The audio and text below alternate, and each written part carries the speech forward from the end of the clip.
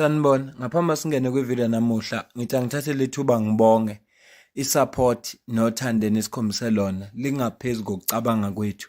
Siyacela niqhubeke nisiphote njalo ngokubuka amavideo ethu, ungakhohlwa ukukhomenta, ushare, ulike. Siyafisa ukuzwa umbono wakho. Sicela ke singene kwivideo namuhla. Emavikini adlule i-Labour Desk ye-MK Party ikuyagasela endaweni ezehlukahlukeneyo ngapha e-KZN. Indawo nje engiyikhumbulayo ila abagasela khona kwesinye isikole bathola ukuthi uprincipal uqashise ngehholo lesikole, waqashisela enye i-factory, isingizothi i-factory phela ngoba bakhanda iy'mpahla zase-ladies. Iy'mpahla zikhandwa lapha kule, kodwa inkinga ekhona lapha kule sikole, njengoba kukhandwa luthungwa lezi mpahla, kuthungwa impahla ithungwa abantu abangama-illegal immigrants, abanayo imvume zokuba la eSouth Africa. Siyagasela ke-MK Party. Babawakhiphile amavidiyo ey'nkundleni zabo zokuxhumana. Sakubona lokho. Sizokhumbula futhi ukuthi bake bagasela kwenye indawo lapho khona ba-decide ukuthi ngenxa yokuthi ihluphi i-MK Party kanye nobaba uNtuli owuPremier KwaZulu Natal emini, ngcono manje labantu basebenze ebusuku. Sayikhava futhi ividiyo yakhona sakhuluma ngalolo daba. Ngalesi senzo ke se-MK Party sesicasula i-DA. uChris Pappas we-DA ubhala incwadi izolo. Sizofunda ke leso statement esikhishwe uChris Pappas ngoba i-DA isithintekile ngoba kuthintwa abantu abathandayo. Ngifuna ukukuvezela ubuxoki benu nina abantu base-South Africa. Angikaze ngezwa nomuntu oyedwa athi ngeke sisayivotela i-DA ngoba i-DA ivikela ama-illegal immigrants, kodwa mangase kube yi-EFF zosukuma nonke nime ngey'nyawo. Angazi mina kanti inkinga kahle kahle kuphi, noma kuya ngokuthi ubani olwa nama-illegal immigrants. Uma kuyi-DA evikela ama-illegal immigrants anisho lutho, nisazoqhubeka niyivotele, kodwa uma kuyi-EFF evikela ama-illegal immigrants nikusukuma nina kuqala nithi ngeke sayivotela i-EFF, yingakho ivoti lakhona li-decline. Hayi mina abantu base-South Africa bangamaxoki ngempela, ngoba kuya ngokuthi ubani odefenda ama-illegal immigrants. Uma kuwumlungu anisho lutho, nisazoqhubeka niyivotele i-DA. Futhi ukuze nikuveze nalokho, kade kunama-by-elections, i-DA ewawinile eThekwini, i-DA ewawinile yona levikela ama-illegal immigrants. So abantu abeze nenye excuse okungayivoteli i-EFF. Angikhulumeli yona i-EFF kodwa ngiveza ubuxoki babantu. Asifunde nasi statement. Le letter le iphuma ku-ofisi likaMeya from Umngeni Local Municipality kwikhansela uChristopher Pappas oyimeya. Uyikhiphe ngomhla ka-24 kuSeptember 2025. Ibhalwe kanje: Dear Umngeni Business. Isihloko sithi Notice to Umngeni Businesses. I am writing to you following reports on recent visits by the MK Party, registered political organization. Please note that it is not lawful for any political party to visit businesses and interrogate employees regarding their immigration status. This authority lies solely with designated state institutions, including the Department of Home Affairs, the South African Police Service, and the Department of Employment and Labour. While political parties may raise concern or lodge complaints with these agencies, they have no enforcement powers in matters of immigration or labor compliance. It is important to emphasize that all workers, regardless of nationality, are entitled to right to protection under the Constitution and the Labour Relations Act. Questioning or intimidating employees by unauthorized parties may constitute a violation of their rights to dignity, privacy, and fair labor practices. Furthermore, businesses are under no legal obligation to disclose immigration or employment records to a political party.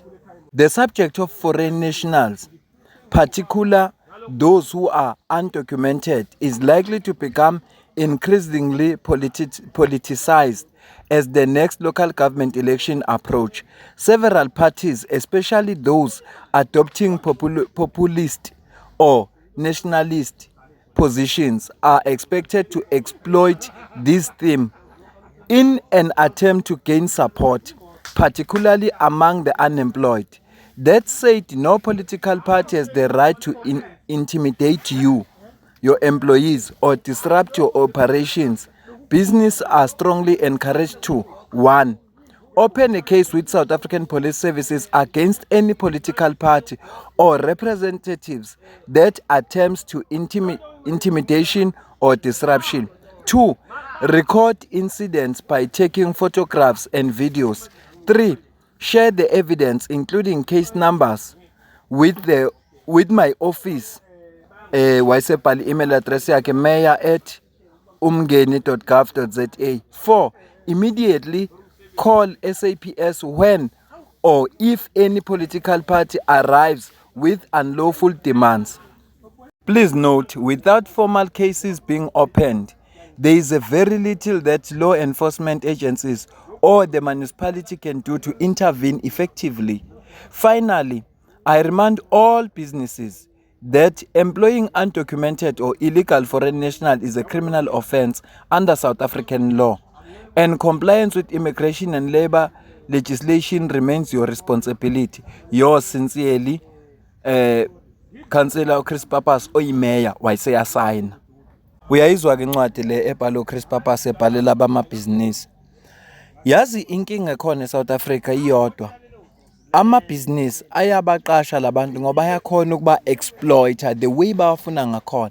Okokuqala, umuntu oyi-illegal immigrant akanawo amalungelo njengomuntu oqashwe waseSouth Africa. Okunye kwesibili okushiwoyo, uma uqasha umuntu oyi-illegal immigrant kufanele abe lo muntu ne-special skill. Yiphi special skill esilethwa umuntu ukuthunga nje bangaka abantu abakwazi ukuthunga. And into eyinkinga kubantu base-South Africa ubone ngathi lolu daba lolama illegal immigrants balithatha personally, bagcina bewasupporta lama political parties nalama organizations avelayo njengo March and March asukelwa udaba lama illegal immigrants ukuthi ba fed up ngalento le, ngoba obantu bokuqala ukuvumela lento ukuthi kube ilesimo lesama illegal immigrants sibe nje singalawuleki ANC. ANC yona yokuqala yazivumela, njengoba manje iDA sibona no ayivikele ayiqala iDA ike yakhipha nansi message bayibhala ngomhla ka-12 August 2025. Isihloko sithi DA calls for urgent public order police to stop Operation Tutula xenophobic presence at healthcare facilities. Bese ngifunda nje le statement esibhalela bese siyayivala video.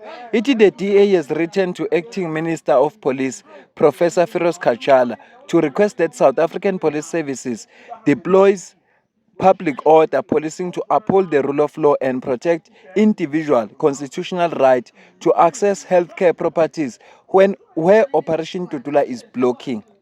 Ngixolele kakhulu ngomsindo semva kwami. Angekho sekhaya, so ngikwenye indawo manje angikwazi ukulawula isimo. Labantu manje ngiyabona ukuthi uma ngase ngilinde bona bayeke lokukhuluma ngoba baye bawehlise lamazwi baphinde baqale phansi. Uyazi abantu babedla amankwebevu kuba khona inkinga. Ningixoleleke kakhulu, kodwa ke ngizamile ukwenza isiqiniseko sokuthi izwi lami liphezulu futhi liyezwakala, ngoba imessage ebengifuna ukudlulisela yona ile yokuthi uma wena uhamba ne-labor desk yomkhonto wesizwe party niye endaweni, uyakhumbula ukuthi kunama-China abawagasele nje kule zinsuku ezedlule, ngoba bethi awu lama-China lawa sawabamba ukuthi aqashe abantu bangaphandle abangenawo futhi ama-document. Asibambeke le video ba angifisi beyini plus nalomsindo nami uyangi-irritate ngokwami. Ngiyacela ukuze ukuphawula kwakho la ku-comment section below. Ake sixoxe nje ngalolu daba. Mina nawe bese sidibana kwivideo elandelayo. Ngiyabonga kakhulu, ngiyabonga nangokungibekezelela. Niyazi asijwayelanga ukuba nalesimo kodwa singaphezulu kwamandla ami. Ngiyabonga.